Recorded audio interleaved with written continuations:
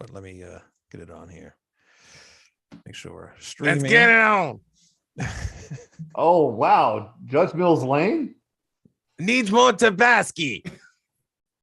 Oh, okay. We're going celebrity deathmatch. We're not doing. Hey, it was him. It was him. It was him. It was him. I still remember do you remember when he did the People's Court spinoff with him? Yes, and I loved it. Shut up. I'm getting goddamn tired of y'all. All right. Here we go. Intro.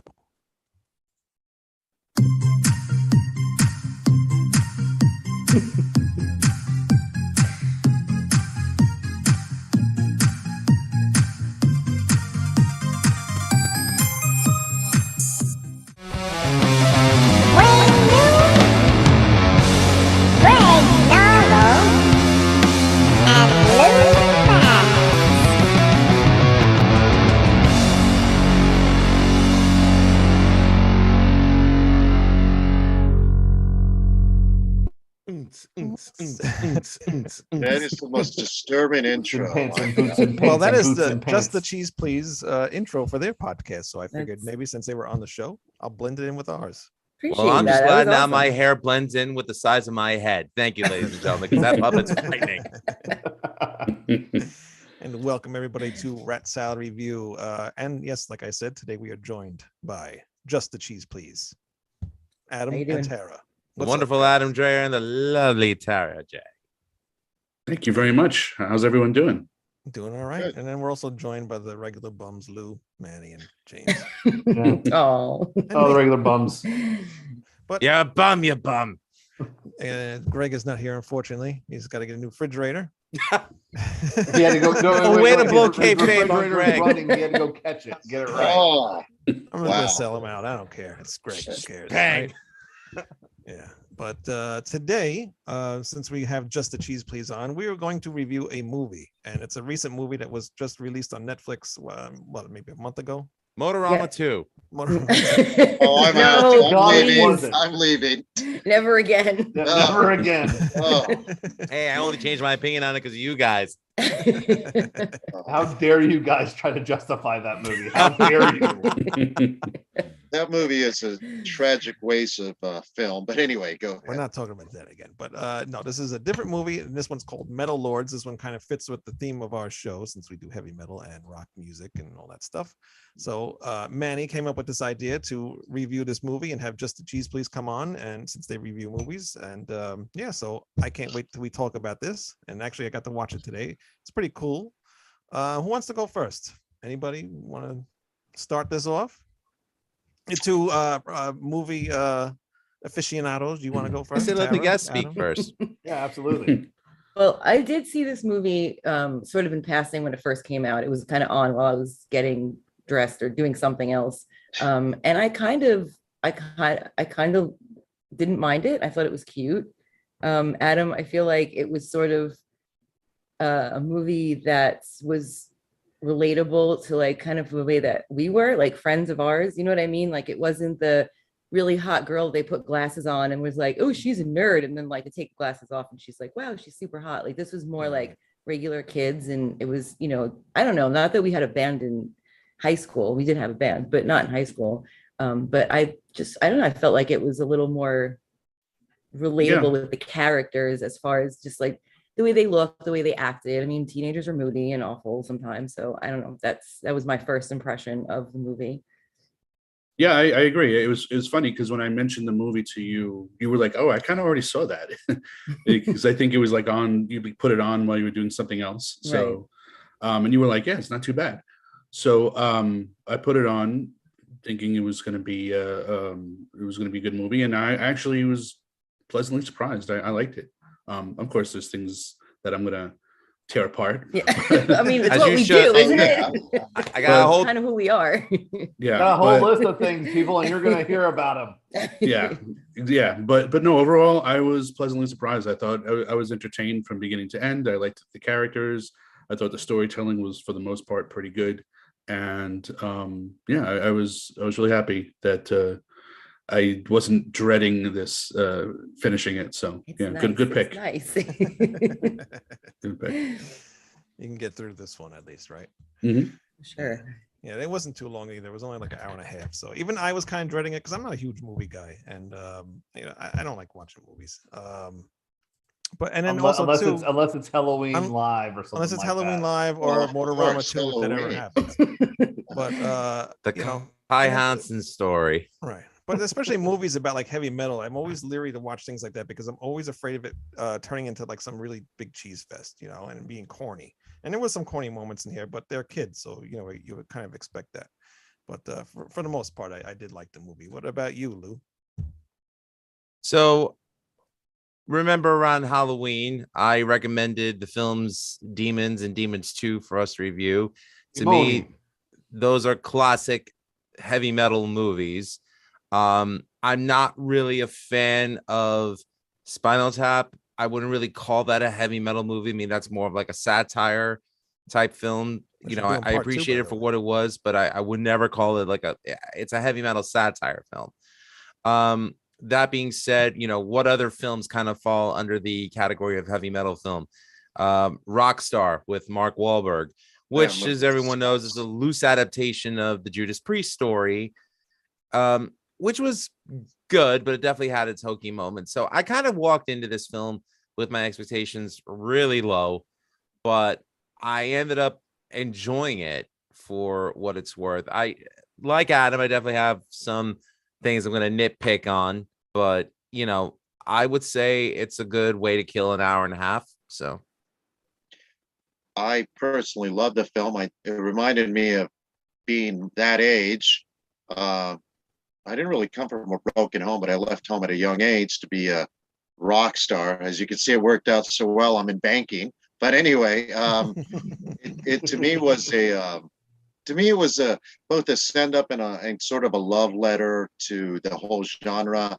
It definitely took it took a satirical look at some of the things. You know how serious we sometimes take it as kids, the genre. It's definitely a music that empowers you, and I think the movie showed that. So overall, I thought it was a positive view, and I really liked the movie a lot. So and maybe I had a more biased view because it just reminded me of me and my friends growing up and how serious we took it and how ridiculous we could be about it at the same time. And James, what about you? Well, I mean, it took a lot. It was an outside of the whole thing of it being a generic coming of age story, which I mean, I enjoy those too. I think it was really cool that they showed that, hey, a lot of metal bands have come out of high school marching bands. Right. Yeah. Yeah, I mean, the list is very long about that, and you know, I thought it was really cool. I mean, outside of the, you know, the band's name and everything like that. I mean, we'll get to that later. It did take some very interesting things, and I did like how the music, like I think they used music to set the scenes better than I think most films have done lately. So yeah, I agree with that. And I think it showed a respect for the history of the genre, how fans of heavy metal hard rock really research the history of the genre. I mean, what's the kid supposed to be like 15, 16 listening to Black Sabbath album or song that came out in 1970, which does happen. Oh, so yeah. I did like that, you know, that again, I mean, you don't meet a metal fan no matter what age, and they listen to a lot of older bands, not just newer bands. So I actually thought it was kind of cool, like just a little side thing that it could have really taken place at any time. absolutely. Right. Without, like, you know, forget the cell phones and all that stuff, but like it could have been the 70s, it could have been the 80s, it could have been the 90s, and I kind of dug that about it. I was going to bring that up because I couldn't tell when this took place because there really wasn't a lot of technology and all the music was like pre 2003 or whatever. So Yeah. I really didn't have an idea of when it took place until much later when they started referencing Instagram and some other modern Right. things. Well, until they started playing Ed Sheeran, you really didn't know that they were. Yeah. That's I right. mean, you really didn't know that until. How could I forget? but Well, here's the thing. I don't know any Ed Sheeran, so I didn't realize You're not they were playing missing Ed Sheeran much. in this movie. you're not missing a ton, but I think Yeah, you just no. outed yourself as an Ed Sheeran fan. Big time. hey, you know, I mean, it happens. You know, things happen. Well, What I'm about glad you, Wayne? I'm glad you solved that mystery for me because I could not think who the hell that was, even though I knew those songs from the radio. But yeah, no, I said Sure, before, Wayne. Sure. Mhm. there is no Ed Sheeran albums behind me. It's right near your Not one. lair I'm out. hitting, No, it's I'm not. hitting the X button for doubt. No, I it's don't not. believe you. It's No, sandwiched it's between Swans and Mersbow. And, no, I'll just I'll kidding. hide it with this Wow, Halloween you record remembering that I out have. Zwan? Got it. See it. No, I said before. I actually do like it. So, you forgot that I talked about it already, Adam. You weren't listening. Oh, maybe. You No, know, but I was- Adam was trying to do the good I was job kinda of, quick of about it, tying but- this all in a nice little bow so that we could get deep out of the movie, and then Wayne just Yeah. completely, I totally derailed. forgot that I forgot that the host went first and then the Well, no, I guests. went- Usually I that's went not how it works. All right. Good night, everybody. And you can listen to Just the Cheese Please on our own network because they're not on Red Sox Review anymore. And we'll see you next week. Oh wow! Oh, You know what? You remind me so much of Kirk Hammett because wah from you all day, Wayne. Speaking of Kirk Hammett, he was actually in this movie. and I No did not- spoilers. Let's get to that. you're Hey, you wanna We'll switch. get into that. Yeah, We'll we're get gonna into get to that. that. All We'll right. get But to that. we're going to discuss the film. I have every note written down, including Exactly. timestamps. Oh You my actually God. wrote I down didn't take any- timestamps. Holy Not really, but I did write Lou, notes. holy I think he might have actually. I don't know. No, That no, would've no. been past He you, Lou. definitely did. I saw timestamps on that bad boy. Oh wow. Anyway, I Oh, will my say God. this though: the makers of this film told a better story than the way they ended Game of Thrones. So Oh, is it from the same people? yes, E.B. Weiss. it I didn't- was. That I didn't was look it from up E.B. until Weiss. after. How dare Believe it or you? not, I've never He watched can Game do of this Thrones. shit. Yeah, he Me can neither, do the Manny. best show Not one ever. episode. I have Neither no here. idea. I had no No, choice. My never. father-in-law spoiled the entire series for me. He's like, "Watch the final episode with me." I'm like, "Okay, this sucks. I never want to watch it again." Yeah. And I've read all the books, and like I was already kind of on the fence with those guys, and then the last season really ruined it for me. Yeah, I mean the consensus is that like they were considered geniuses while the show was in its early seasons, but then they ran out of book material because the writer never finished. And when they had to start producing original material in the last few seasons, it took a big downturn. They should And have it's either waited. because they were incompetent or because they were rushing to get to their Netflix deal because they basically used Game of Thrones to get a bunch of money from Netflix and they wanted to finish Game of Thrones very quickly. So whatever, it's either incompetence or impatience, but like they did badly in the last few seasons. I answered that Lou, you question with a can't- you resounding can't- yes. You can't wait for a man who still hasn't finished the book before the last book. Yeah. And chances are he never will at this point. No, this is going into Solomarian territory, which I'm very scared. Yeah. Yeah. It's been over a We're not- decade. We're not talking about that movie. We're talking about Metal Lords, for Christ's sakes. Well, I'll tie it together here. Hold Stay on. on topic. Please. Yeah, I don't want a man. 3-hour show on an hour and a half movie. we do Watch that it. Well, I We didn't got- want we an got me and episode Lou of on this show. Motorama, though, That's but we what it obliged you. Yeah. How did this movie start anyway? I'm forgetting now. They're in them- the basement They're practicing. in the basement playing, Yes, they're okay, playing the song yes. that they play at the end. That's right. That is I right. actually thought it was great storytelling when they're going through the room and they're showing everything and you hear the music, but you hear them screw up and restart. You know, it shows you what level of proficiency they have, sets the mood. It even pans over the picture of the mother cut out of the picture, which I thought was great storytelling until like that five. was, yeah, I Yeah. I But thought then, it was like- Coco for a second with that. But then 5 minutes later, in a voiceover, when Kevin is explaining Hunter, they cut to that picture again as he says the mother is like gone or something like that. And I'm like, well, you told the story very well, like in a show don't tell kind of way, but then you assumed everyone was too stupid to catch on. So you like cut back to that visual and like explicitly stated it. And I thought it would have been nice to just have that. I in the agree opening with shot. you. I think the director should have left it without saying a word. You didn't need a big explanation that obviously the mom's not in the picture, especially as you watch the movie. There is no mom, you know. So anyway, Right. I Yeah. agree. That's My- a total dickhead. Yeah. Go ahead. My problem with the scene, yeah. the Boss digital delay light was on. Where was the delay coming from the amp? Listen, you nerd. Of course, Lou would be mad about the audio. I was not pissed. working. I want tone. If your light's on, I want to hear the tone. Just ask for the Actually- gabagool if you want tone, all right? Actually, Leave the gabagool alone.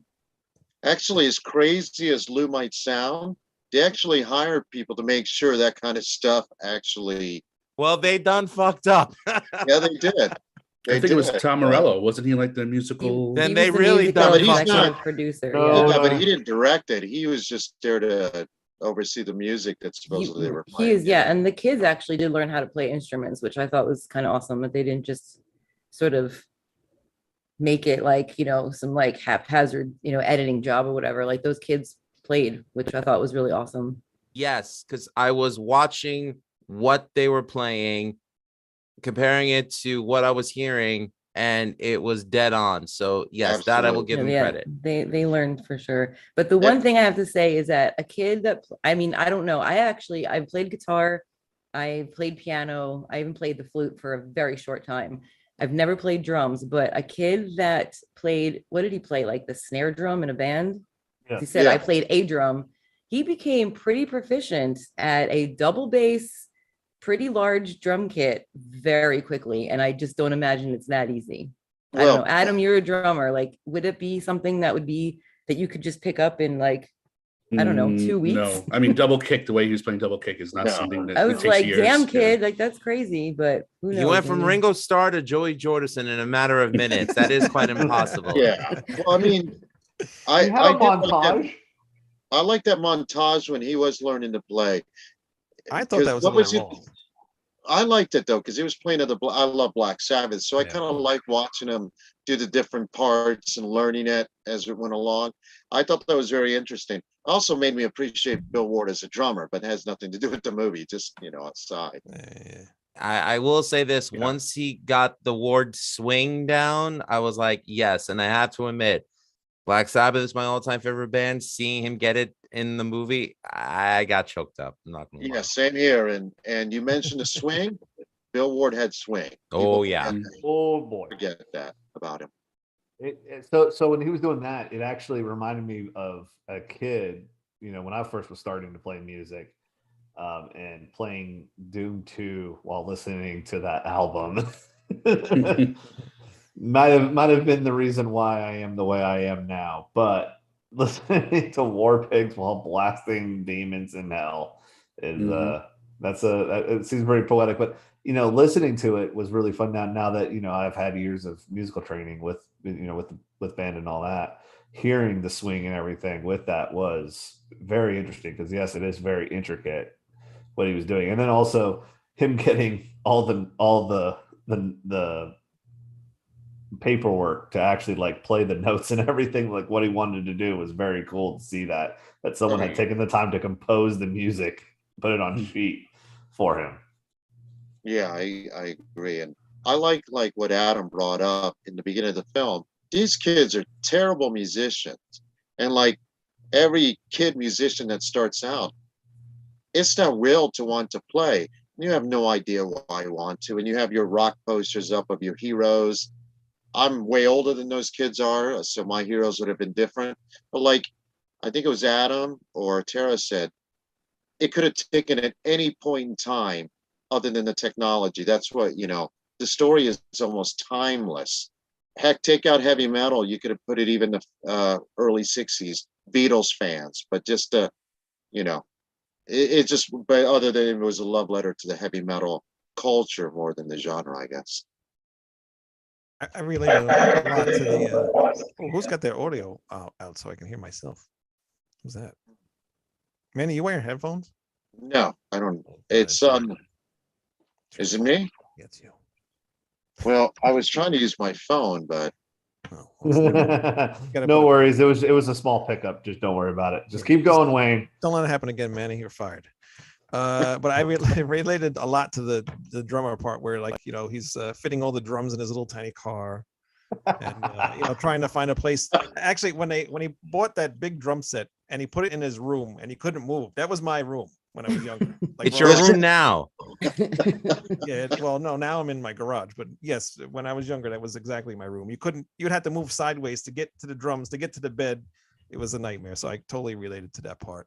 Yeah, and that rig must have taken like an hour or 2 hours to set up and tear down, right? Yeah, right. And the funny thing was when he got to the school and he had to reset it up, it like happened in an instant. Like he had to have been there for at least an hour. Nobody's gonna film an hour of something. No, I know that, but but also they had it all back in the same spot, so it was kind of funny. But that was weird. That was also one thing, and it doesn't really have to do with the movie, but it was weird that there was all these people hanging out at school all the time after hours. It was like, I don't think we were allowed to do that. We couldn't just show up and set up a huge drum kit and just be like, okay, I'm No, he gonna. would have gone arrested.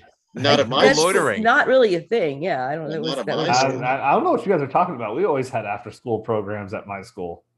and I never until went- like I 9 barely o'clock at went to night. school. Yeah, no, But- not but- that late. But then again, we're city kids. City of Long Beach, city of Yeah. Astoria. It's different than Portland, Oregon. I So guess. Yeah, I guess Portland, that- Oregon, Jefferson County, Tennessee. You know, when you grow up in smaller towns, you know, you become part of the community.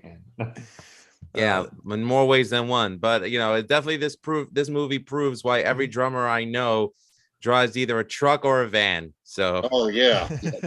Yes. But the one thing the drummer kept doing though that kept bothering me, he would like stand up to hit the cymbal on the left hand side. I'm like, just move the cymbal over. And his mom seemed completely unfazed that he had thousands of dollars worth of new drum equipment in his room. well, she Right. didn't pay for it, so what that's she care? true. Yeah, Mm. she didn't care. Yeah, but that's true. I was wondering that too. I was like, your son, you said that you couldn't afford $150 something in the when they said that, but now you have what was it, $13,000 drum set? Yeah, No, it All of was a sudden- 3,100 something around there because it came up in the. Yeah, I uh, thought it said 13,000 something. I don't know. It did. Well, It, Yeah, I don't know. It was he- a yes, Yes, large. he three went to in there. Guitar Center and bought the most expensive one possible. The Amex charge was 13,000, but maybe he bought other stuff too. But yeah, all in all, that they charged 13,000 to that card. Well, Lou has in his notes 31,000. So No, I didn't write that, but I did write this. I said, this is true irony when you're shopping for a double bass kit with Maiden playing, but Nico is a single kick and bass drum player. And I was like, Mm. all right, only I would care about something that's stupid. But I mean, seriously, I thought it was ironic. Were you not happy that the trooper was actually played in an actual proper part of a music montage? I'm glad I got to listen to the Trooper without wanting to turn it off because I'm so tired of that song. Hey, I have a question for Adam. Adam, you probably weren't part of the heavy metal subculture or whatever. What was your overall impression the way it was portrayed? The kids love of it. I actually, I was a lover of all music, and I was interested to ask you guys because I felt that all the heavy metal songs of bands they mentioned were so accessible that you guys would be upset because it didn't delve deeper into the genre. It was somewhat I was thinking that superficial, too. I was upset about one. Funny you mentioned that. Wayne and Lou go. as well as the Yeah, go inclusion ahead. of Rage Against the Machine and Guns N' Roses, which I Oh, thought weren't go ahead, technically Lou. metal. Yeah. Go ahead, Lou. Keep going. No, I just thought it was hilarious. The one gripe Wayne said was, "Where's Halloween represented in all I was this?" joking. You're not always going to get representation, son. But I mean, I love. I was waiting to hear the rage built up when they brought in Rage Against the Machine and Tool. Well, Adam, Yeah. Right. Adam, I'm 51, and when Guns N' Roses first came out in '87, they were considered a heavy metal band. Yeah, Would they be considered a heavy metal band by today's standard? Probably not. No. but so were Alice in Chains, right? Before that genre, whether it's alternative, grunge, hard rock, really had a genre, everyone just assumed it was heavy metal. Yeah, yeah. I mean, if a matter of fact, Nirvana of all bands at first was marketed as a heavy metal band when they're on a major label. So Yeah, Yeah, I can exactly. let Guns N' Roses Yeah. slide, but Rage Against the Machine, I can't let them slide. They're not a Rage metal Against the band. Machine is actually considered a heavy metal band by some kids or I don't older. know. But they Yeah. would have never, I would have never had any friends that were into metal or even like Rage Against the Machine and said, here, lump them into metal and, try to play. I like think they this were guy, lumped that into was new kinda- metal. I don't think they fit We're into very Right. lumped into new metal. Well, Yeah, I we don't like think late Rage Against the Machine as growing up, Adam. Like what I mean, I guess we liked alternative, but like hard because we were like Alice in Chains fans and we were Tool fans and Mm. Primus. And I mean, I don't really know what is that even considered now, like that, because it's loud and music. it's hard. It's not metal, but it's not easy listening. So I'm not really sure what we would be considered, but we had friends like that. I mean, metal, kids that were into metal playing D&D. I mean, that was very relatable in high school. We had a lot of friends that did that. So, Mhm. I Yeah, and don't know. I always liked Sabbath, but I always thought Sabbath was a pretty positive band. I mean, they were like Satan. Everyone thought they were Satan worshippers, but like there's War Pigs is anti-war song, Hand of Doom is like anti-drug song, Crazy Train's about like everyone loving each other. To me, like a lot of their songs are very positive messages. Actually, After you're right. Forever is the first Christian metal song ever written. We know. Even NIB was like a love song more than anything, even if it was about the devil. Yes, right? sung Yeah. by Lucifer. Yeah. Regardless.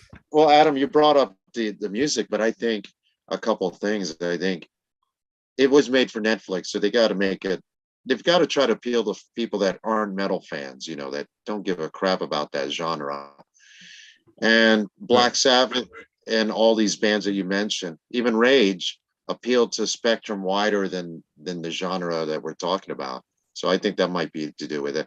I mean, if you put on something like Venom or Wayne's Precious Halloween, you're going to have people scratching their heads. So, Well, and it also, I think it also ties in because, I mean, as a band geek doing that in high school, Tool and Rage were my gateways, and it wasn't until later on, while I was in marching band, that I got to listen to guys like Demu and Old Man's Child and stuff like that. Yeah. So it was the gateway to get into that metal scene. So I appreciated the accessibility. I just wasn't sure how you would all feel about it, because I've listened to the podcast a few times. I know you guys really get deep into some deep tracks and I was fine with that list, because when you're growing up, those are the bands you get to know, and then those bands lead you to the bands that are underground bands. So I'm fine with the list of the bands. I think Adam does, as far as the band. So I don't know how realistic it would be. I'm not a teenager, obviously, in 2021. I don't know how realistic it would be for a teenager. I know, I shock myself. I don't know how realistic it would be for a teenager to listen to Black Sabbath first. Maybe that's their gateway band. I would think it would be something more modern. Maybe not Slipknot, but something, No, actually, I was going to say Black Sabbath and Slipknot are probably the gateway bands. Because I know a lot of young kids that are into Slipknot. Because they keep. Well, I do too. I know a lot of young kids that are into Black Sabbath, but I don't know if they started out listening to Black Sabbath unless it was in their parents' collection. I don't know, Wayne, your take on it. I just said my. Why is everybody not listening to me? I haven't said my take. Because you keep talking about Halloween and we just ignore it. Lou, what's your take on the music they used? I was perfectly content with it. I mean, I was one of those. I mean, I consider myself a metal kid growing up because, I had the posters on my wall of Sabbath and, and as I've told Wayne many times, and both of us had Def Leppard as our gateway metal band. Throw Quiet Riot onto the list for me as well. So if it was hard and fast and if it was melodic, I dug it.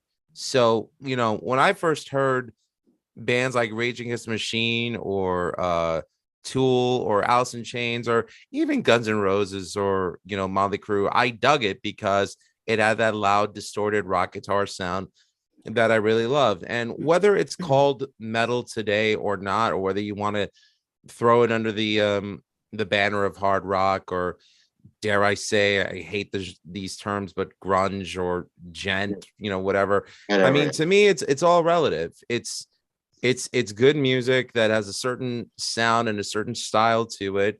And, as far as I'm concerned, it's for everyone who wants to enjoy it.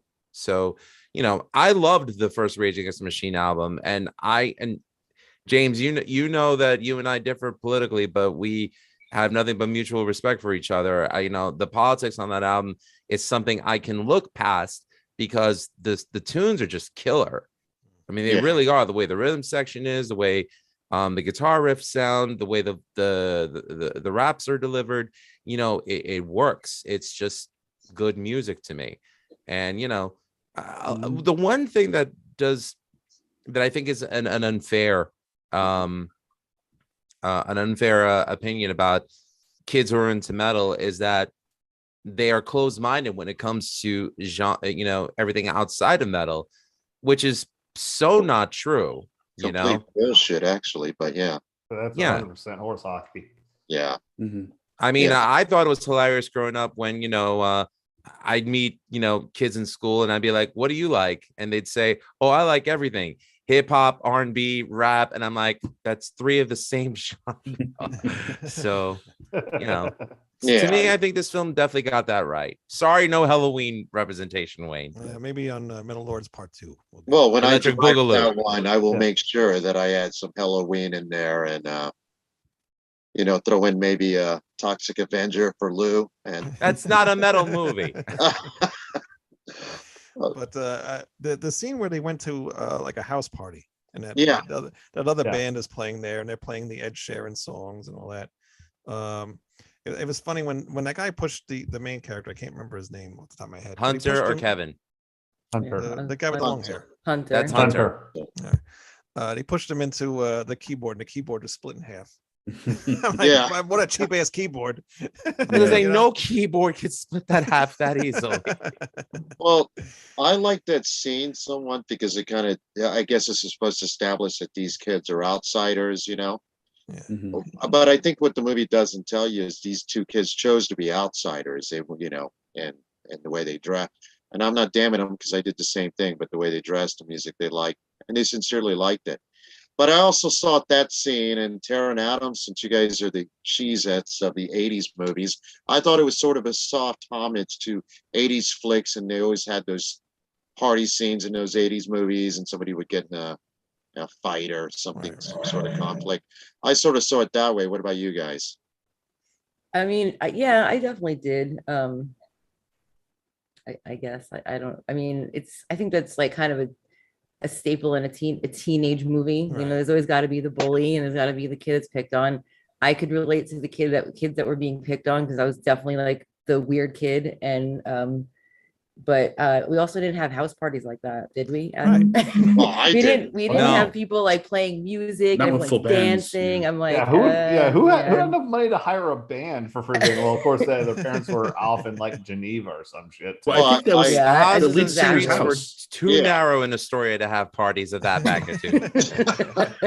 It was the lead singer's house, if I'm not mistaken, which I didn't realize until the very end. But I think Oh, that was it? Okay. yeah, because he's like, invite everybody, seriously, anyone, invite. And I was like, this guy's inviting everyone to Oh, his because house. he was really nice. That was the lead Yeah. singer of Molly Coddle. Yeah. Like he was really sweet and just like, hey, bro, it's all good. And at the end of the Yes, okay. movie, he says to Hunter, he goes, "I'm sorry about what happened at my party, man." And I'm like, he broke your keyboard. Why are you Right, apologizing right. to him? Yeah. It had nothing to do with it. Yeah, That guy was Hunter- like so nice too. The Molly Coddle band was so, I'm I glad know, that they they were, like like, recognized that obnoxiously they nice. were good people because they were actually like non-antagonists at all. Yeah. See, you thought it was obnoxious, Tara. No, I said I know I was saying it was like obnoxious how like like so nice they were. Like I'm just being sarcastic about it because they were just like anything that happened. Hey, it's fine. Don't worry. Like it's all No, I'm good. on You know. Tara's side on I mean, this. it was great. It was very sweet, and I was like, I even wrote like, I love Molly Coddle, but it was just, Well, I mean, but it was he- just so like ridiculously. I'm like, who is this nice? Like, no one is this nice. Nobody. Yeah, Gandhi wasn't yeah. I that was nice. waiting for the heel turn. I was truly waiting for the heel turn to happen. It never Exactly, he- happened. James. he- I was too. I was like, he's gonna end up being the biggest prick ever. They're gonna end up like luring this poor kid, Hunter into a dark alley and like beating the crap out of him. But it was all like, hey, it's all good. Hey, it's fine. I was like, all right, cool. He kept up the Nice. Cena. He Yeah, did because the, they set he set did the up thing. they set up that he's dating that girl that all the girls think is hot, right? Because Kevin runs into that blonde when he goes into the Yeah. bathroom and he's staring at her and she's like, no, she's the cute one. And I thought he would like the band leader was going to wind up kind of like cheating on his girlfriend with the blonde. It was going to turn into some sort of like love triangle, but like none of that happened. Nice. Right. Oh, See, yeah. what I liked about like those three guys in Monte Carlo is because to me, and this is going to sound crazy, but that is a band that I wish I could be a part of if I was in a band, because all they care about is playing the tunes, playing them with people you like, and just having a good time doing it. In my opinion, if you're doing it for any other reason than that, don't do it because you're going to Yeah. be disappointed. You get all Someone, the social it- perks, but none of them have to do none of the work, right? And don't have to break a sweat, basically. right? But, Yeah. it just the fact that they appreciated being in the same space and playing the same. Not to jump ahead, but what Dr. Nick said was best. If you're going to tour the world, make sure you're touring it with people that you could get along with on the The people you 24/7 could like hanging out basis. with. Yeah. Exactly. Well, that's a lesson every band learns, even just playing the local circuit. Trust me, I learned it. So And I learned it the hard way myself, yeah, same here. Same here. which is why I'm writing new music with Wayne Noon. Hopefully soon. What? well, We'll talk about the werewolf. a future from True Blood drama in later. waiting, Wayne Noon. Well, I didn't like how Hunter was such a dick to that guy. I was like, he was Hunter trying to was help a you. dick to everybody. he was a How dick. he Just dick? a That was dick. gross. He was He was an just But you know what? Hunter. Yeah. I had a lot of friends like he was, so it didn't really phase me him being No, too much of a dick. He, But when he was a reminds mean me guy of to that every guy. single metal purist out there that Right. just think it's all about metal and everything else fucking Well, sucks. it is all about metal.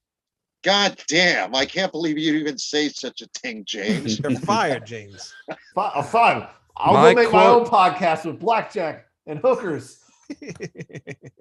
Yeah, I didn't Or really the- like Hunter. I didn't think he had a good arc. I don't think he had an arc, to be honest. But Mm. No. His arc was he softened up at the end. He became more Yeah, acceptable. but Yeah. he didn't really learn. right. He had to spend the night in the freaking loony bin. Yeah, Yeah. but he didn't really. He only became humble because he had to be. It wasn't sincere. I don't think the movie even made it try to seem like he was sincere about it. Mm. In my opinion. Yeah, I agree. Yeah. Even when he apologized to that girl, it didn't seem too sincere. No, it wasn't sincere at all. And the scene was He just played wanted to get to beautifully. the Battle of the Bands thing. The 90-minute film. There's no room for sincerity. Gee, I yeah, think, you got. I think he was honest to the character, Hunter. I mean, here's an angry kid. Maybe he's attracted to music because his mom left or whatever. I think that stuff is bullshit. I think you just like the music because you like it and then you get something out of it. But Yeah. his mom left. He didn't have a good relationship with his father. This kid was angry at the world, and what his outlet was the outlet a lot of kids do was music. It doesn't have to necessarily be metal. In this case, is metal. And that was his outlet. And his only friend is the only one that would help him try to achieve this shot at glory. I mean, this kid had no goal beyond playing the talent show. That was his only goal. And didn't Kevin say something like the only reason he really became friends with Hunter was because Hunter like saved his life or something like that? Or saved him from getting beaten up? something like that. Yeah, he saved him Yeah. from the beat down. Yeah, Well, and that's I think it's less about Hunter, and it's the show. The main character is Kevin, and he goes through an arc of that. He goes through all the arcs. yeah, he does. He's Hunter's just the side character, which everyone thinks is going to be the main character at first, but he's really the side character. I agree with that. I I think that totally, yeah. Like that, it seemed like Hunter was supposed to be the main character, but it was Kevin for sure. Well, Kevin was the more interesting character. He had more nuance. Even his relationship with the girl, it could have turned into, like you said, a cliche. She takes off her glasses, but in reality, it was a sweet little love story in the middle of this, metal parable. Yeah. Fable. Right. Yeah. And then magically at the end, she takes off her glasses and she turns into the hot one. Well, you got to have some of the film tropes in here, okay, James? What I liked about Emily's character arc, though, was that they talked about mental illness without stigmatizing it. I was I was really hoping someone was going to bring it up, but if not, I was going to bring it up because I really like that too, without making it seem like something that she is like. She obviously had feelings about it, but it was just what part of who she was, and people accepted her. And I don't know, I really like that too. And I was like I was kind of looking up articles and like trying to read a little bit about like the backstory about her, or if there was like any information, which there really wasn't. But the part when he's sitting there in her room and he's like, "Oh, it's your medication." Like she's like, "Oh, yeah, my happy pills," and she like flicks them.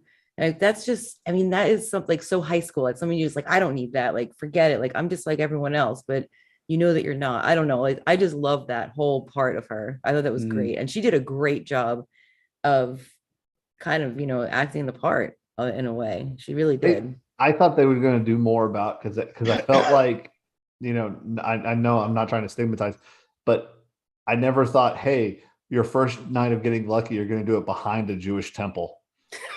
I like that they did that. That was That an was odd cool. spot. I didn't even notice that. Realistic. I was like, all right, Yeah. nice. But the whole time I was thinking, think with your dipstick, Jimmy. He took care of it. He had the Scotch egg and everything. So They had a gigantic Scottish flag outside their house. Oh yeah, It was like huge. Yep. I The only thing you're didn't missing know was the giant bagpipe music while at it. Yeah. So But I I do agree on Emily. I think that it was a very interesting flaw that they gave her, a character flaw, and I do appreciate that it wasn't stigmatized in any way. However, it would have been nice to see that that flaw or that not necessarily a flaw, but that character trait have negative consequences externally to cause some sort of conflict or tension, because I felt like she felt very insecure about it, but everyone else was like, you're great, and like excused a lot of what she did. And I just thought it would have been nice if, for example, because the whole point about them being metal is that everyone's an outcast, and she obviously wanted to be in classical music. Maybe she was practicing for some sort of Juilliard audition or some sort of orchestral audition, and they turned her down because she had an episode or something like that, and it forced her to sort of reevaluate and decide to give metal a choice or something like that. And it's negative to portray that way, but I think I don't know. I just felt that like it was a really good character trait that they gave her, but I just felt that it was just all internal, and she wasn't really the main character. You didn't really see a lot of conflict other than inside of her, and I would have liked to have seen that conflict maybe manifest itself externally a little bit more. I mean, she did call the band teacher a "see you next Tuesday" and start screaming at him. So I mean, that was that definitely would be put, but no one seemed to care. I agree. Yeah, like, no one actually. Well, I mean, it was just like if we would have done that in high school, people would have been talking about it for like a month. Like it would have been like a thing. She would have been suspended, like I did when I told the guy to shut the hell up and right in front of everybody and God and the football team. Well, but also like the thing that I thought was really cool about it is that they did kind of normalize mental illness and mental deficiencies, because Hunter's just talking to a guy who obviously is either on the spectrum or it has something going on there. His behavior is disturbing. Yes. Yeah. So and they're just ignoring it. They like they all know that he has something there, and they're like, whatever. He's a cool dude. I was a fan of the 2 episodes that she did have, though, screaming at by the way, random cameo by Chuck Klosterman, famed heavy metal author. He played the band coach. Oh, yes, he did. Chuck Klosterman from some of my favorite books. Also, almost killing Hunter. I thought that was well deserved. I'm not gonna lie. He had that coming. But at the, I guess, pseudo apology that Hunter gave her at the end, where he basically said, you're metal as fuck, I was like, you know what?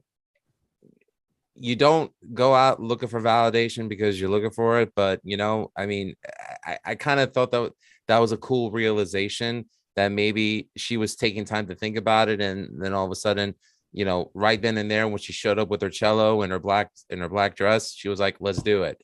So, I was so happy that she took charge, that the character took charge of her life like that. That was really cool. Well, the introduction to the character, I didn't know what was going on, because, you see her throw her, what did she throw? Her flute? A clarinet. Clarinet. Yeah. I didn't know what was going on. You just see her lose her shit, and you really had no context, in the very beginning till you get deeper into the movie. So I kind of had a feeling. Did you? I did not. But I didn't either. I thought it was Tourette's. No, that was not Tourette's. I knew it was something, because I've been frustrated at band too, and have lost my cool. I've never decided to, hey, I'm gonna chuck this $1,000 instrument into the air. Could have been that time of the month too. Oh Christ! No way! Yeah, fucking shrew. Anyways, no, I'm only saying because shrew. I know I've had bipolar people in my family, so when I saw that, I kind of took that as a warning sign. I'm like, she's bipolar. So, and again, not that I'm stigmatizing, it's just you develop a familiarity with it when you're exposed to it. My one criticism, I guess, which I just thought of, is Adam brought it up. I think it's nice that they made mental illness not a stigma, but at the same time, I don't think it was very realistic that all these people are so accepting of it. High school is not, you wear the wrong shirt, people, it's just, I didn't totally buy that towards that part of the movie, that everyone would find it so accepting. Yeah, nobody learned anything. I guess there was an opportunity to have a character maybe learn, and I guess then it's what Hunter, that was Hunter's role in this, but I don't know if he learned the lesson he should have learned about mental illness, he sort of just learned not to get upset at his friend for having a girlfriend. I feel like more than he did to accept mental illness. Actually, that would be correct. She could have been normal as anything, and he still would have given her, a hard time. It had nothing to do with. Well, I think he was afraid of her being. I think he even mentioned a Yoko Ono. Yeah, he he did. kept saying He like did. Yoko, yeah. Yeah. So Yeah. totally understandable. What do you guys think of the chase scene, the car chase scene? I didn't picture him going up to him and just flicking the guy in the face. I thought he was gonna punch him. He flicked I him actually and then took laughed off. like out loud when that happened. I thought Yeah. that was pretty funny, to be honest. Yeah, I love it. Yeah, if you've never been in a fight, you don't know what to do. You just kind of, Right. yeah. Yeah. I liked the car chase scene. I thought it was funny. I thought it was actually well done. How they were going to. I was going to see how they were going to tie that together.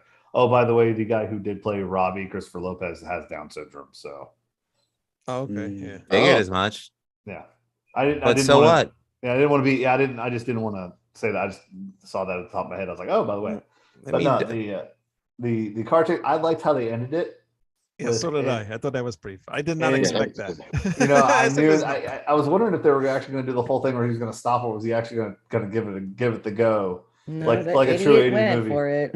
Mhm. So I think you could probably see plainly that was not going to work out. Yes. But I thought Yeah, the I- painkiller chase scene was perfect. I loved Yeah, it. and with Yeah. Painkiller, that's actually one of the better uses of that song. So I was very excited for that because it is kind of a very fast paced song. So Oh, two other points I want to bring up. It's okay, Kevin. I don't understand Dungeons and Dragons either. I never played D&D growing I up. I've never have either. And can people please stop referring to Rock of Ages by Def Leppard as a metal song? Yeah. It's not a metal song. No, they weren't talking about Def Leppard. They were talking about the musical movie, Rock of right? Ages. The Yes. musical. That's what- Rock and yeah. Roll. talking about the Musical. musical Rock of Correct, yes. Ages. Oh, I thought it was a song too, and I thought it was a No, joke for they the were talking uninitiated about Rock of that they Ages, thought that yeah. that was metal. Okay. I No. did too at first, but yeah, they brought it up a few times, and I'm like, oh, it's the musical. So, yeah, it About confused the me too. musical. But she brings okay. So the other thing about their relationship is that it almost seems like she is instantly attracted to Kevin but the only thing Kevin does initially is give her a list of songs, right? Heavy metal Right. songs. And then she goes home and she listens to him, and then she starts to I don't know, Play flirt along with with him or give him feelings. At the time that Kevin gave her those songs, Kevin barely knew those songs either. He had just been given those songs by Hunter. So I feel like she felt she was falling in love with someone who loved metal music, but he wasn't really into those songs at the time he gave it to her. So I don't know. I thought that was interesting, Well, I never thought about that. I think also it was because she thought, because you get the feeling throughout the movie that the theme is that the boys don't talk to her. This is the Yeah. first time a boy has not only had the audacity to talk to her, but also give her music. Yeah, You know? could be. show actual interest. in Exactly. that way, yeah. But he showed interest in her as a person. Granted, he was Right. attracted to her because she was a female, but he showed interest into her as a person. He didn't approach her like, you want to date. He goes, well, this girl can play an instrument. We could, he respected her, immediately. I don't Yeah, know no. if it's because she threw a, clarinet or whatever reason, but he respected her. He was By taking the way, she threw that thing very far she was too, so it wasn't metal. a very short throw. Yes. She had an arm on her. Mhm. he was taken back by the way she played that classical piece. Oh, it's, cello. You're right. Right. Yep. Cello Concerto #1. Yeah. Yep. Yes. You're right. You're right. That was the attraction. You're right. It was her talent. That's when he brought his Yeah. drum set to the school, which is open apparently all night long. Right. Yep. Your New Yorkers are showing. What else was there in the movie? I like the part where he talked about some like bands being gay or whatever, and then he shows all the posters. The I'm Goblin sorry. Clock. Oh, that was That That great. might have been That was- sophomoric, but it was still funny. I don't It was care. hilarious. It was That was a funny. good that joke. The gay that thing was awesome. right on the money. She's like, It was And I awesome. want to listen to Goblin Cock. I really do right now. Uh, You never heard of them? I That's a never real heard band? of it. Is Yes. that a real band? Yeah. Yes, I it didn't is. know. I didn't know that. I didn't know It is that a real either. band. Dude, you're trolling me. Swear to God, new real band. I looked up Troy Nix, And Troy Nix I is did like too. he's like some business management guy from like Not Illinois. even. It was played by like what's his name, Joe Montana. It's the werewolf. It's the And I werewolf thought from it was True funny Blood. because I was like, I recognized his face. I was like, why does this guy look so damn familiar? And then I looked up, I'm like, who's Troy Nix? And it was not a real person. So I did the same thing. Yeah, but there is a guy named Troy Nix. He's just like some business dude. in the Yeah, it Midwest. wasn't a guy in whatever balls of whatever the hell of a band that he said. I don't remember what it was. Kiloton. Oh, yeah. Kiloton. I know it. Yeah, that's funny. I just love it that they found the most like of Judas Priest, the most gayest picture of Rob Halford ever made. In like short leather shorts and everything, shirtless. Confession time. When I first heard Priest in the 80s and early 90s, I didn't put two and two together. Nobody did. Nobody did. When he came out, I was in shock. But looking back, I'm like, oh yeah. Oh, there were signs. Yeah. But it doesn't but- bother me. I mean, it doesn't bother me at all. Yeah. I look at it this way. I'll take a million Priests over Ed Sheeran. Sorry. Yeah. Man, Ed Sheeran's getting rug on this Hey. show. He's gonna be pissed. Fine, I'll throw Shawn Mendes in there I too. personally think it's cool that the metal icon, the metal god, happens to be gay. I just think it's Oh, kinda yeah. cool. I mean, I'm not gay, but I think it's cool. I think it's cool that a genre of fans that were assumed to be homophobic were like, yeah, whatever. What about a new album, Rob? You know, they didn't care. You know, Mhm. and that mean they don't care about his feelings. I mean, they just, you know, that was not at the forefront, which everyone thought it would be. You know, It wasn't an so- issue. Yeah. I mean, it's Yeah, I funny mean- 'cause, the time that he came out was when Voyeurs by Two came out, and that really wasn't that successful. No. Album he did after that was the Halford Resurrection album, and it's like, thank you. This is what we've been dying for. Well, right. We wanted that kind of music. We were more concerned about the music he was creating than him coming out. We care more about your merit, not the men you sleep with, Rob. Okay, we love you. It's all good. Yeah, but it also goes to show how like metal really is about inner turmoil and feeling like an outsider, an outcast, right? Mhm. I mean, that's common, and that can express itself in many ways for many causes. So I think it just fits right in. I really enjoyed Absolutely. about this movie is that Rob Halford, who everyone demonizes, homosexuality and everything for being promiscuous and everything. He's the one guy going, be with your girl. He's like, don't be an asshole. awesome. Yeah. And the guy who's been married the longest is the one going, sleep with every chick you want. It's just the funniest thing ever. Scott Ian of Anthrax, who's been married for forever. Scott Ian. Forever. Okay. Yeah. Well, you know Never what? take Rob, advice from Scott Ian. Rob Halford's been in a long-term relationship with a guy. Oh yeah, absolutely. I'm just Yeah. saying though, there's No, a but lot I of mean, you are stigmas with right that was a great scene. That don't be an asshole or whatever he said. I just And like you know that everyone what? Halford was right. Was the metal god not right? Yeah. It was totally right. Yeah, I that was the most enjoyable scene was the freak, was like the Scott Ian coming in there being the douchebag, and then Tom Morello's like, oh, wait a minute, and then Rob Halford just comes in to dunk at the end, Yeah. Yeah. Why? Well, the last word should always go to the metal god, James. This is true. Yes, but all I heard out of Kirk Hammett's mouth was wah wah wah. I swear to God. But that scene before that, where they were playing for that, what was it, a birthday party or a wedding or something? A was a wedding. wedding. Wedding. Sister's wedding. Yeah, the kid's playing the drums, and he's like adding these like double bass things into the songs, and Oh, it did not fit. I mean, I thought that everyone was gonna be It was upset. terrible. Yeah. Everyone's like, "Oh, you Well, rocked they it." I'm loved like, no, it. he didn't. I'm like, I and they "That's enjoyed started it. getting terrible." all excited and everything. I'm like, wait a minute. Yeah, That they would did never not- I mean, I digged it, but also you got to remember. Okay, so internet culture time. Everyone loves the song, the dude in the cat costume in Japan, freaking doing the normal song and then just going completely ape on it. That is So, funny. What the hell are you watching? Yeah, I don't know. You've never It's a seen very that? funny You've never video. seen It's it? actually funny. It's freaking cute. hilarious. All right, Yeah. send it to He's- me on TikTok then. All right. Oh God. Yep. There was one thing though when I thought it was funny that Hunter asked Kevin where he was when he was being deflowered, and Kevin responded something came up. I would have asked what came up, and the response would have been my dick. I'm sorry, just had to throw that out there. Just had to throw that out there. you This could have is Lou busted while out the you're not a Lonely script Island writer. song, Well, that was a You joke. enjoyed it. That was like a running joke in one of the Brady Bunch movies, I think. Yes. Are you Right? serious? Yeah. Something came up. Like many characters kept saying yeah. It was like, oh, something came up. something Yeah. just suddenly came up. Yeah. Something suddenly came up.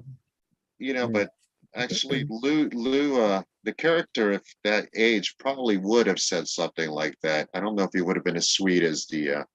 Oh This no! He would have definitely kissed and tailed, and he would have been like throwing high fives.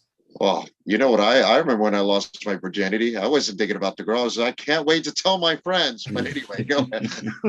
I remember when I lost my virginity, I couldn't wait to tell the girl that I did it with. Busted out the Lonely Island song that I just had sex. Yes.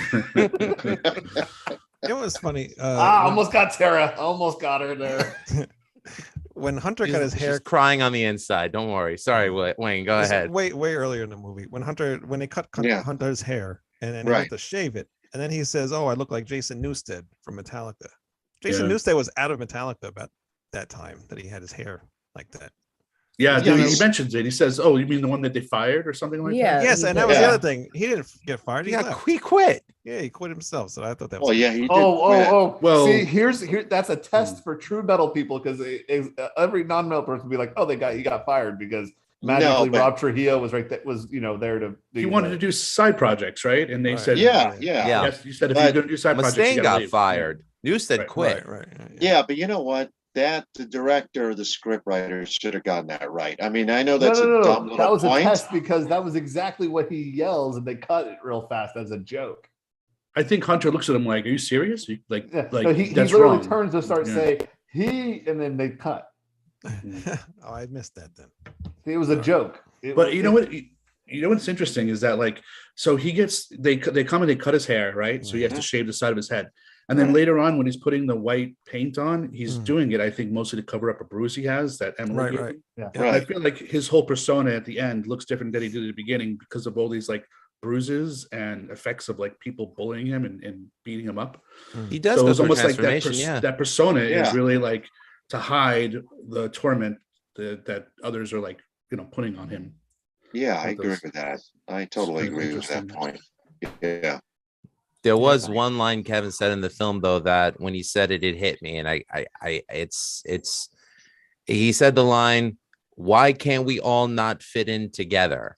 And I was just like, that's exactly how I feel about life in general.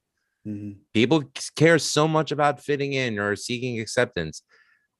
Why? Just be yourself.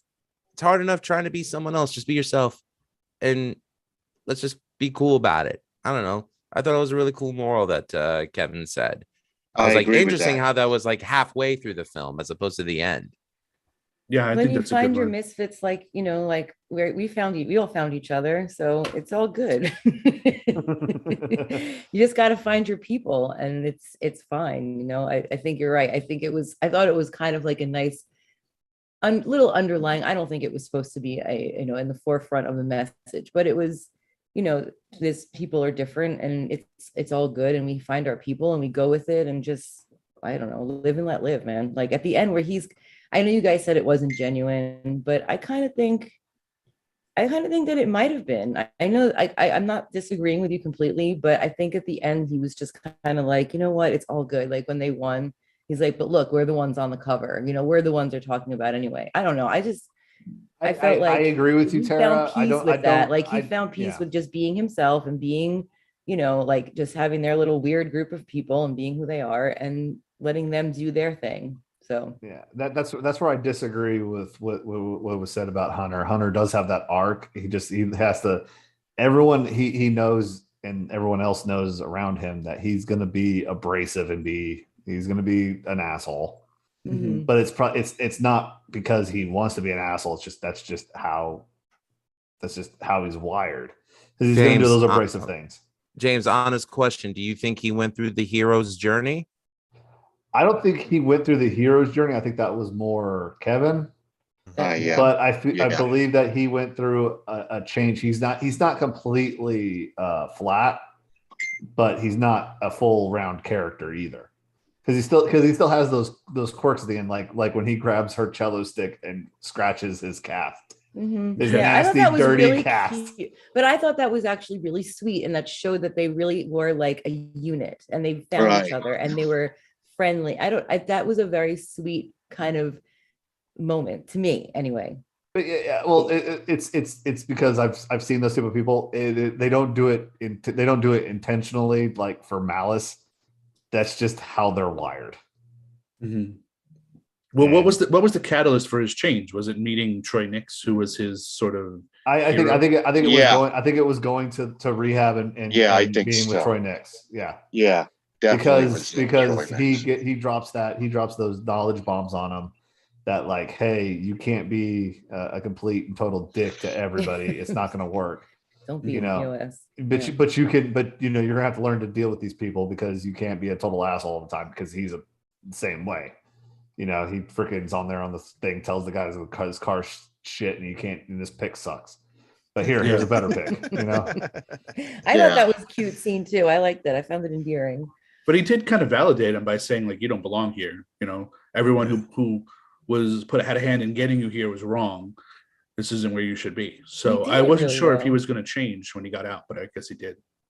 Yeah, but that's a good point because I like the fact that immediately they go, he recognized this is a bunch of crap. This kid shouldn't be here. It kind of turned the stereotype around, and he kind of understood him because at one time he was that kid.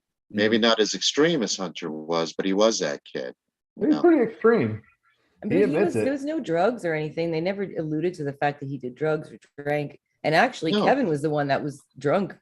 Right. Yeah. A lot of the time. So it wasn't even Hunter. So that was weird that his dad would send him to rehab. I mean, like maybe some other kind of facility, but a rehab didn't make any sense. Well, I mean, it also shows like how out of touch he was because he was a doctor. He was just a plastic surgeon that he Like thought some rich guy. because he's just some rich white guy. As my chair almost breaks again. That I'm trying to keep it on track here as I almost fall, bust my ass. You're gonna really be into that forest pretty soon. Hey, I'll be one with the Smoky Mountains, baby. Anyway, Remember, 4 strikes, you're out. Hey, I didn't know we were doing. What playing baseball. Yeah, exactly. But Derek, did you notice the lead singer of Molly Coddle's fingernails? No. Did I? Yeah. Why? Oh, he had like black fingernail polish on in several did he? scenes. Oh Yeah. yeah, no, I did notice. I didn't really pay mind to it, but I did notice. Yeah. Sorry, I didn't mean to cut you off, James. I just Closet AFI fan. I was losing track because of my chair. So you're good. Thank you. I just thought it was I thought it was strange that they gave him the black nail polish, which is usually I think more associated with like metal alternative. Yeah. Black metal or goth. Yeah. Well, I think he secretly was a fan of their music because he's always being popular. He's always like encouraging, almost to the condescending way. Like you think he'd be a heel turn, but maybe that was the turn. Was no, he's actually into the music too. He's doing this band. Right. That whole hospital scene. Maybe that was in the 80s. There was this whole satanic panic, and you'd have to look it up on the internet if you don't remember. They would take away kids' records, their stupid metallic wristbands, that totally ridiculous, So maybe that was a throwback to that. I don't know how old the person who directed the movie is or wrote it. So that could be something of a throwback to that in a way. Yeah, but you're right. The guy who wrote it was in his late 40s or early 50s. I mean, I think he'd be around like all of us, sort of like our ages about. I thought that was kind of another sort of high school movie thing that they did, that it was like the popular kids, they won, but they secretly kind of are envious of the kids that are different.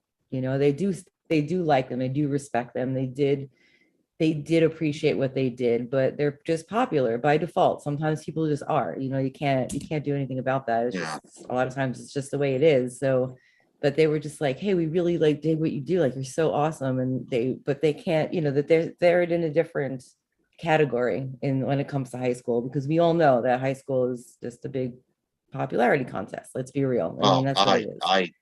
I hated high school so much I left, so I didn't like it. But it's really like who and who you're friends with, or who your parents are, or how much money you have, or how popular you are, and just how it is, and I don't Yeah. think it's changed very That's much. definitely what that one girl was. We've all been In the school scene when they were playing the song. That one girl did not like the music at all. Right. That was her. I mean, I enjoyed high school, but I also knew that when I graduated, I wasn't going to look back and go, oh, those are my glory years. Unfortunately, there's a lot of people I know that are still kind of in that mentality because they were like, lead quarterback of the high school football team or whatever, and I was just like, dude, none of that stuff really matters. I mean, like, I look at it this way. Tara and I, we were theater geeks at St. John's University, and that's how we met. And, fast forward 20 plus years later, we're still here. It's like, okay, glory years are in the past, but hey, we've moved We're on. still geeks. It's okay. I love being a geek. I'm all right I love with it. it. But Yeah. I will say this though, leading into that, leading into Hunter getting taken away to the rehab place, YouTube corpse paint video. Legend. The security officer calling him Krusty the Clown. More legend. Nightstick dick tap. That was Funny. amazing. That's funny for sure. Just taps him right in the balls. Yeah. There was a few laugh out loud moments in this movie for sure. That was one of them. That was for sure. What did we think of the performance of the actual song that they came up with? Which was weird, by the way, before we get into that. They never really practiced together, but they played the song like almost perfectly. Like they Well, remember the sheet music, Wayne. I understand. Remember that, but they the didn't play, sheet but They music. didn't play together, James. Yeah, you gotta, James, you gotta play it together. It doesn't That's work like kind of that. a But thing. No, whatever. That's not Sir, true. It Sir, did not. That's yeah, That's not true. true. That's not true. If That's you not could true. sight read, you could play it. True musicians can sight read and be able to at least make it sound good. Well, Okay, these are well, kids, though. I mean, They they're didn't not bring nobody- the, they didn't bring the sheet You learn music sight on the reading in stage. high school though, and like in certain areas, like here in East Tennessee, it gets the ETSBOA, the honor band. You have to do at least 2 sight reading pieces, and they're not easy. Where James pieces. comes from, the band geeks are more violent than the football team. Trust me. Well, we 'Cause had NISMA in New York. which is Yeah, similar, we did. right? I honestly, Yeah. I thought they were going to play a Black Sabbath song since they, practiced that one over and over again. Yeah, I They didn't think did. they had They're a in the song. credits. Yeah, I Yeah. didn't think so either. I didn't think they would. have a Yeah, song well, either. I don't think so either. But guys, I have to go get my kids. I have to go. Thank you for having me on as always, guys. So, Oh, All well, right. good to see you, Manny. Okay. Yeah, thanks, Manny. Manny. Thanks for the selection. Cheers, Manny. See you next week. Bye. Take all right, care. see you next week. See you later. But James, yeah, he was so wrong. I got your back. I know that sight reading is Oh, I was ready to come at him with that one. I was like, wait a minute, I got you on this one. So what do you guys think of this actual song? It was all right, right? I enjoyed it. Yeah, it was a good It wasn't song. bad. trying to remember what it was called. It Metal was called Torment? what Lick was my it love called? pump. Machine of Oh, Wait. Machine Torment, or Machine of something like Torment. that, Machinery of Torment or something. Yeah. Yeah. Yeah. I thought the funny thing is him yelling it at the beginning and then like nobody's reacting to it, but at the end, I mean, who hasn't had a good old fashioned college of a high school dance mosh pit? Right. Right. Well, It we was never had accidental battle of mosh the pit. bands. I mean, that would be awesome if we did, but we never had any of that stuff. Well, But it was an accidental No. mosh pit. Yes, Right. those are always the best ones. Yeah. But no, I wasn't a big fan. But I did think it was interesting that none of the kids seemed to like it until the vocals came in. And then they're like, oh, this is okay. And I'm like, the vocals to me did not improve that song at all. I thought the no, music the was vocals- actually great. The vocals were not so much. Yeah, I agree. I'm proud to say that at the end of my wedding, there was we moshed to Flogging Molly. So I'm proud of that. Nice. Well, the only battle of the bands I ever went to was there was a one in Tennessee Valley Fair, and it had bands like 10 Years and Copper and Straight Line Stitch, bands that were actually able to make it. Mm. Whitechapel was still in middle school at that time, Lou. I was in a battle of the bands 3 times at the Crazy Donkey in Farmingdale. I was 28. So Wow. The Crazy Donkey. Oh Yeah. man. I think the closest that we really ever got to any kind of, we never had a battle of bands that we seen like our friends play was Right Track In and was it Freeport? Adam? I Yeah, never Freeport. went there. You guys Yeah. saw shows there? Mhm. Yeah. Yeah. It was someone was I- playing. I don't even remember who, but we knew them. And we were like 16, I think, when we went. We were in high school. I know, We but I were don't remember. definitely in Yeah. high school. Yeah. Lou froze. He's doing that he thing where you guys did. can keep talking. He's there. Well, at doing least that- he's got that- not making a He's got dumb that great face. I mean, that's attentive good. face there. He's just letting you be warm and Look at the picture. Yeah, it's a nice going warm and smile. everything, and he's It's just like the COVID cutout, like. No, so it's better than the There. last time I'm we had this unfrozen. where- yeah, you did it Nope. again. Oh, he's Yep, gone. and he's Now he's gone. gone. Bye, Lou. Oh, Thank bye, God. Lou. Good night, everybody. So yeah, I didn't expect the end either, where the amp fell on his leg. That kind of sucked. Yeah, that was pretty weird. gnarly. I thought that was pretty bad. I wish they would have finished out the song, and that was kind of an awkward. Well, ending. what's more metal than your bone sticking out of Yeah. your Yeah. leg? I guess Finishing the right? I song mean, while it's your just bone's sticking out. Right, right. I guess. Well, he It flies was- up in the air, right, while he's playing the solo because he's been I thought working he on was the gonna solo die. for the whole Right? movie. Yeah, yeah, because he's all in his own head. Yeah, and then something this Rube Goldberg series of events happens, and the stack falls on top of him. I didn't really understand why it fell though. Like I couldn't. I mean, when I was watching, I was like, he got "What hit by a happened?" mosh pit. He got Because hit by the mosh jock- pit. Yeah. Pushed the monitor into Oh, Hunter, and because he it was on felt. his foot. Yeah. Okay, his foot was on the monitor. Okay, Then he was the catalyst for the Rube Goldberg Gotcha. to start. got it. Yeah, Thank you for using that. I need to use that more in my life. We don't have enough Rube Goldberg mentions on Rat Side Review. That's pretty cool. And then that kid comes up at the end and gives him the horn sign.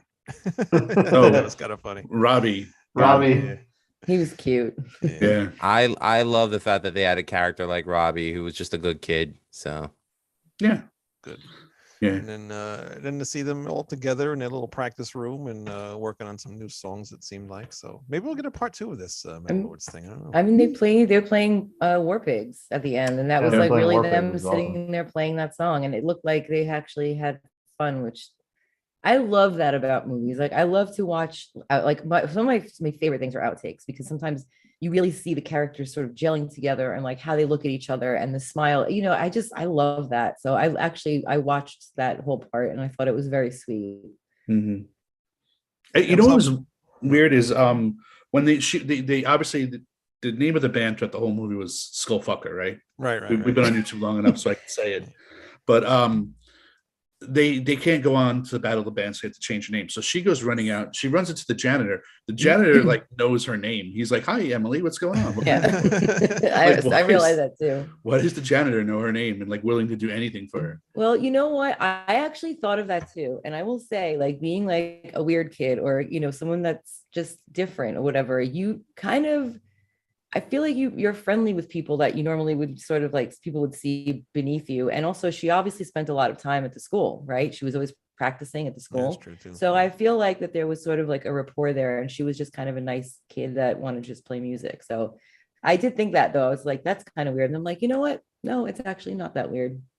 I didn't see it as weird at all, but that's because being one of those outsider kids, and yeah, you find different parental. I wouldn't call them like mentors, but people that you can confide with that give you a different aspect and something to look at. So I think that's why she knew she could run to him and that he would have the answers. And she had a rapport with him.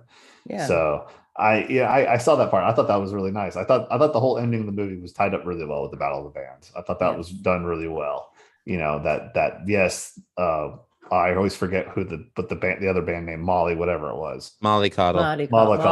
That they stuck to, even though the lead singer might not like it, because you could tell when they were trying to recruit Kevin that they don't like that they're playing these easy songs, but they're not good musicians and they know that it's the popular music, so they're just doing it. Right. So they do the Imagine Dragons song. Everyone loves it. And they're just kind of like doing their thing. But then the other, then Skullflower comes out and actually plays something good, which is great that they actually had another cello, because we need more cellos in metal music. Apocalyptica cannot have just the monopoly of cello metal music. Yeah. And honestly, I'm not a fan of Imagine Dragons, but they did that song. They did the song. I mean, I don't know if they were really playing or not, but it sounded pretty good. I thought decent for high school kids. James, I don't know how I feel about you knowing that was Imagine Dragons. Yeah, That's just I have nephews, Wayne. I have. I know, nephews. but I hear these songs on the it too, radio, and I so- don't rate well. No, I didn't know it. I like their first either. album. Yeah. Well, you're fired too, then I guess. Sorry, Lou. You can't fire me. You need me. Plenty of guitarists. I don't need. You're not firing me. I'm leaving this band. All right, I'll play the Newstead. I got more better things to do. I got the perfect job for a cowbell soloist in Blue Oyster Cult, Wayne. I don't need this shit. I But got they a would try- they fever. And the only thing that can cure it is more cowbell. They were trying to come up with female metal performers, and the only thing they could think of is Oh my Joan God. Jett and Lita And Ford. Lita Ford. I was I like, thought That was wow. ridiculous. And they're I like, mean, that's yeah, the you know. Runaways. That's also the run. I'm like, like, what is I'm like, going on right now? This is modern, so you have like bands like Arch Enemy, freaking Ginger, White Zombie, right? White. What about did people forget Doro? I mean, you know, Yeah. the metal queen herself. Well, that would be like putting Halloween on there. I mean, Doro was very no, there's a difference. underground. I mean, Is no, but Sleater people Kinney but they know about considered metal? Ginger. I guess They know not. about Ginger. They know about freaking. You could have done They're pretty with hard. Coil. Yeah, You right. could have put in a bunch of popular bands with female lead singers. I mean, you don't have to go Arch Enemy, but yeah, but you know what it is? They seem to be more into the classic metal stuff, so Mhm. that I can understand. Yeah. You're naming a lot of modern stuff. Yeah, I mean, like I could have nitpicked, like, you know, and say, yo, how come they're not talking about like the new metal bands that are out there killing it? Like, you know I mentioned Periphery all the time. You know, to me, they're, you know, the best of the bunch that's out there. But even I was kind of like, well, because, you know, to the average lay person, the casual fan, you know, they know Sabbath, they know Rage, they know Tool, they know Dio. So, you know, I was just like, well, you know, if anything, what this film might do is reinforce the idea, hey, let me kind of go into the well and see what else is out there. Mhm. And hopefully they'll discover Halloween, Wayne. And can they listen to this band called Spirit Box? Who's apparently opening for Ghost. Yes, they are, and I can't see them. They're not coming near me. Well, I don't think it's a secret that I'm not a big metal fan, and I have most of these bands you guys talk about. I'm like, I don't know any of this. I mean, I think the most obscure one that I've actually heard is Mastodon, and that's not really that obscure. But I guess if you're not into metal, I We're gonna really have am to- not. I'm not a metal person, so it's like probably not the best person for this. But I did like the movie, and like, I mean, I could bring my girl parts to it and talk about how sweet everyone was. We're all I happy loved to it. see you Yeah. brought your girl parts. Yeah, Garrett. we're very I knew happy you were that gonna go got there. the girl part. You had to take it Actually, there. honestly, that was also a really good way they brought in Blood and Water from Mastodon. Thunder. Thunder and Water. Sorry, my bad. Thank you Sorry, for reminding me what the song was. Okay, We need good to thing they make brought in a- the Mastodon song. We need to make Adam and Tara a playlist. So Yeah, listen to well, some stuff. I'd listen to it. But I do remember when because I had the closed captioning on, and when it first started over the opening credits, it was an Avenged Sevenfold song, Hail to the King, Oh, yeah. who I don't really know, but I was like, I think this is a bad sign, but I'm not sure because I thought it was going to be all like new metal because I feel like they're a newer right, metal right. band, right? Yeah. But then it was pleasantly surprised it was all stuff that I knew. It was from, like, older, the yeah. 70s, 80s, 90s, you know. Except for what's the Judas Priest song they bring out? Painkiller. That's a Yeah, newer Painkiller's in song. the Chasing, yeah. yeah. I admit I like would have liked to Painkiller. have heard. I would have liked to have heard a more obscure Avenged Sevenfold song, only because like I've been following them since 20 years since Sound of the Seventh Trumpet came out, and I thought they Yeah. were great then. I still think they're great now. So Mm. you know, but Hail to the King, I think, is probably one of their more popular songs. So What's the yeah. name? Sound of the butt trumpet? What? Sounding the Seventh Trumpet. What are you Oh, thinking? Read your Bible, I don't know. I have no idea. I don't. you heathen. Thank you, James. All right, so- What do you guys think of the movie? I mean, you obviously we all kind of liked it pretty much. Was there anything that anybody like outright hated about this movie? I wanted somebody to slap Hunter more for a good reason than just Emily doing it. Yeah. No. No? I don't really think yeah, there wasn't anything. I mean, there was some like the basic high school cheesiness that goes on with most movies, but you know, with that in that genre, but I actually thought it was cute and I thought it was pretty well done. And I don't know. I did not dislike it, even the second time around. Yeah, cool. Well, Yeah, I the just second- hated the fact that the delay pedal was not on, but the light was. Oh, Lou. Get Sorry. over it already. Can't No, help the- it. Look, I'm not a the- gatekeeper, but I want honesty. I want Next integrity. thing you know, he's gonna be mad about what type of freaking pedals he had there, and they weren't matching properly. You know, How did No. you know I was looking? The technicals were good. The Lou, cinematography, the editing. Lou, I all knew that. you. That's why I knew that you'd look at that. We interrupted Adam. I'm sorry, Adam. Go ahead. No, I just Sorry. No, I was just saying that the technicals were good. Cinematography, editing, sound design. Really had nothing. The story was solid. My Yeah, I'd only have thing to was say the. Oh, go ahead. I have to say it's one of the better Netflix movies that I've seen. I will say though, them playing War Pigs, I had just played War Pigs live on stage on Saturday in Brooklyn. So I was still, in that high from having played it. So seeing it in the film and seeing it, through the eyes of a kid who's playing it for the first time, it's like that excitement for the song itself and for the music, it's still there for me. So, like I said, it was hard not to get choked up watching that as he was playing along with it. I So, get that. That's cute. I like that. You're so sweet, Lou. I'm a sentimental fool. What can I say? It bothered me that he was hitting the hi-hats with the stick, because that's not how you play that.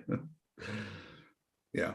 Well, I'm not a drummer, so I don't know. I'm not. Yeah, I was like, I'm not a That's- drummer that's at not all. right.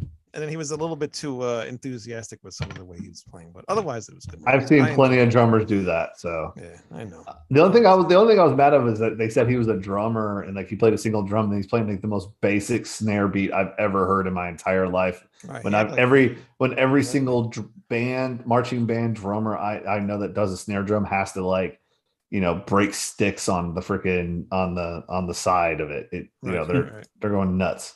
So that was I don't believe you're a drummer because you're just acting way too tame for this. You're not acting like a drummer. I played And then he snare pulls in it. marching band. I played snare for 1 year, and then I played toms for the next 3 years.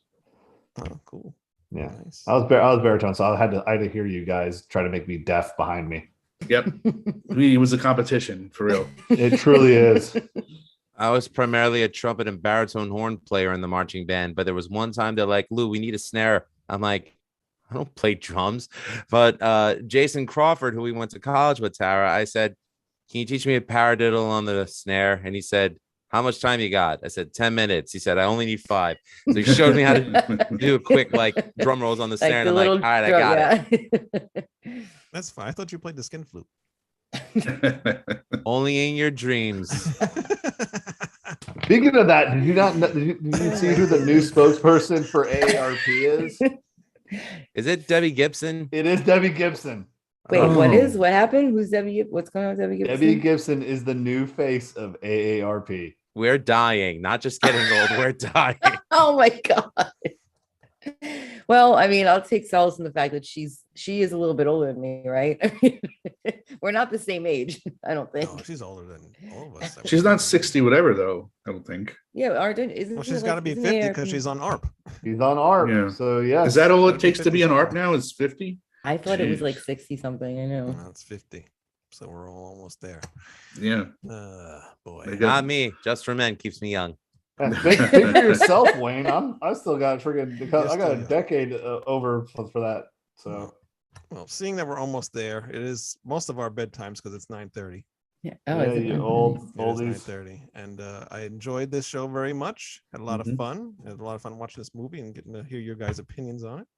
And thank you, Adam and Tara, for joining us. Thanks for having us on. Appreciate it. No And I did this problem. episode sober. Wow. Yeah, and if you guys want to do I 80s did. movies, you're always welcome to come on. Absolutely. I'm Anytime. we're waiting for the invite. One of the highlights of my podcasting career was being on Just the Cheese Please to discuss this guy, Of course. Toxic Your Avenger. favorite. Toxic Avenger. which I'm editing the video for it right now. So hopefully that'll be out soon. Just so you know, Tara and Adam, you guys are invited to Music is Life podcast so we can discuss our top 10 favorite 80s soundtracks. Yeah, I'm there for it. Yes, we definitely need to do that. That's a good one. I like that. for Excellent. sure. You'll probably be shocked at what my number one is. I No haven't figured it out spoilers. either, but you'll Oh, know. I'm it. like, no spoilers. Purple All right, Rain is not on there. I swear to God. Which one? Purple Rain is Purple not Rain. in there. You don't want it there, or it should be No, there? no. If it's not there, if it's not in your list, I Wow. swear. I'm not telling you. You have to watch the episode. Hasn't even been recorded yet, James. Take it easy. I'm in like a few movie soundtracks. I like. He's getting excited. Last Action Hero's got a good soundtrack. That's 90s. No, I know. I'm just saying I don't really like soundtracks, but that one I liked. The Bill and Ted's Bogus Journey I liked. That's 90s. That's 90s. That's 92. That was Another one. 92. Oh, That was Airheads. 91. Airheads got a good one. Wayne, shut the fuck up. That's also 94. 90s. That's 94. That's even worse. That one I knew was 90s. Oh. That's it. That's all I like. You like not another teen movie? That's 2001. No, I don't like that one. God where- damn What it. about Queen of the Damned? That was 2001. No. I would like to Never hear saw the it. Queen of the Damned songs with Jonathan Davis singing them personally. Who cares? Where can we find Just the Cheese, please? Well, you can find it on all the major podcasting sites like iTunes and Spotify and iHeartRadio and Google Podcasts. But you can also find it on the Rat Salad Review website. Oh my God, you can? All right. Isn't that correct? I Cool. believe so. Yeah, I think so. I think I hope uploaded you so. guys, yeah. Right alongside this podcast. That's right. When are we going to hear a new episode? Because it's been a while. Yeah, I was I was switching jobs and they sent me away for training. So it's been about a month. And usually we try to release one at least every 2 weeks, if not every week. So I got a bunch queued up. They should be released starting this week and should have 2 or 3 in a row.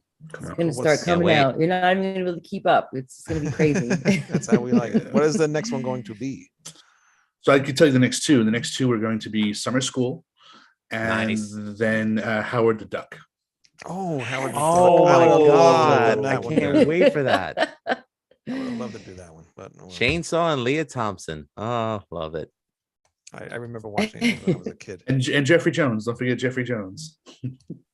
Creepazoid. Anyway, I had no idea that was like a comic book back when I first saw it. When I was Yeah, little. it's a Marvel comic book. of I all didn't know things. that either until no I idea. started delving into it. I was like, this was a comp. People bought this. I mean, Yes. I don't know why I not liked it exactly as a kid, that, but yes. well, the significance of I don't Howard the know. Duck is that it's the first time ever the band Kiss appeared in comic book form. Oh, really? Okay. I know. Yeah. Interesting. Well, and if you've watched any of the Guardians of the Galaxy movies, he's in Guardians of the Galaxy Right. too. Well, that was an Easter egg. Howard the Duck No, is the he's not Guardians an of the Easter egg. Galaxy. Yeah. Yes. The collector, he's got like a bunch of oddities and like in the back corner, like he's prominently displayed, but he's one of his like collections is Howard the Duck in a cage drinking a martini. Mhm. Oh, Yep. okay. Fun. All right. Well, thank you guys for coming on the show. Thank Thank you, Wayne. And you guys watching, you can catch us at ratsaladreview.com. Please hit subscribe on YouTube and iTunes and Spotify and Anchor and Stitcher and wherever else you can find us. And we will And see we on you- that TikTok now too. We've been on that TikTok for probably like 2 years now. Yeah, Rat Side Review, 1,800 followers at this point. Thank you, everybody. Yeah, it's fun. Been a lot of fun times. And I actually got to do some new TikToks because I got some new stuff to show you guys. But anyway, hit subscribe and we'll see you next week with our ACDC Bon Scott episode. Right? I think so. That's right. All right. Stay fresh, cheese bags. Demone. Bye. See ya. How do I turn this off now? It's been The so off long. I button. don't know. Figure it out, old man.